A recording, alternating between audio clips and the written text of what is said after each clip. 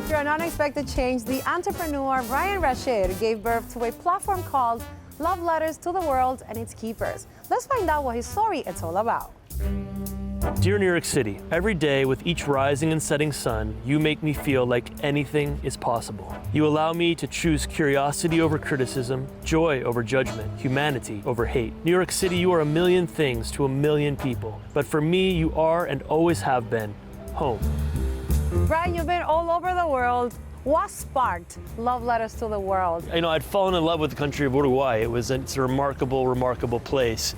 And towards the end of the year, I wrote the country a love letter. This love letter went totally, absolutely viral, and I was starting to get a few messages, and then that turned into 100 messages, that turned into 1,000 messages from people that had some connection to Uruguay from all over the world saying thank you for the love and the honoring that you have given. And it made me think, wow, if this was the impact that happened from one letter, one single letter that I wrote, what could happen if I created an entire platform or an entire movement around this concept of love letters to the world? And so, you know, for me, when I conceptualized what is Love Letters to the World, I knew that New York had to be the starting point. Brian, this is our first stop. It all started in Uruguay, but in New York, this was like your first baby. Yes. What made you choose them? Bradley Tusk has been a great friend of mine. His grandparents left the Holocaust refugee camps in 1952, moved to New York City, and his grandfather opened up a textile business in the Lower East Side. And so in honor of his grandfather's success story, Bradley opened up this bookstore, P&T Knitwear. It's more than just a bookstore, right? It's a free podcast recording studio. It's a free event space. It's a bookstore. It's a cafe. It's a place of community.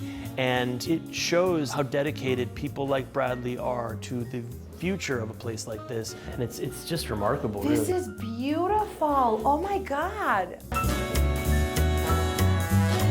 Nancy! I heard so much about you. Oh my God. Excited. Thanks for this gentleman here. Thank you. Did you become an urban reflection New York City photographer just out of the blue, or how did it all start? No, the pandemic.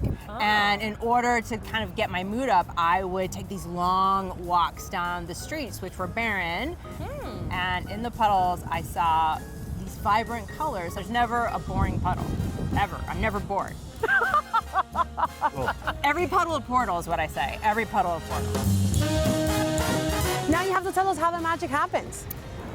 But what I do is I bring it as close to the toxic water as possible. And then I just take about 20 shots doing that. And then look and see what I have. And that's it. And that's it. Well, Nancy, thank you so much for sharing your art, not only with us too, and with our people at NBC, but with the world. Thank you. This was amazing. Thank you.